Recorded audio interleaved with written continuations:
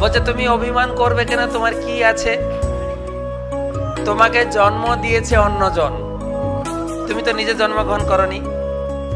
জন্ম দিয়েছেন অন্যজন, শিক্ষা দিয়েছেন অন্যজন, হ্যাঁ কি না? চাকরি দিয়েছেন অন্যজন। এমনকি মৃত্যুর পরে আমি নিজে শ্মশানে যেতে পারবো না, নিয়ে যাবে অন্যজন। গর্ব করার কি আছে? তোমার কি আছে? তুমি কেন অহংকারী হচ্ছ? অহংকার করার কি আছে যদি ঠিক মতো বোঝেন?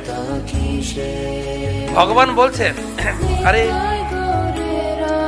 ভগবানের একটা লীলা আছে, আপনারা জেনেছেন? গিরি গোবর্ধন ধারণ করেছেন ভগবান, ধারণ করেছিলেন। গিরি গোবর্ধন ধারণ করেছিলেন কেন?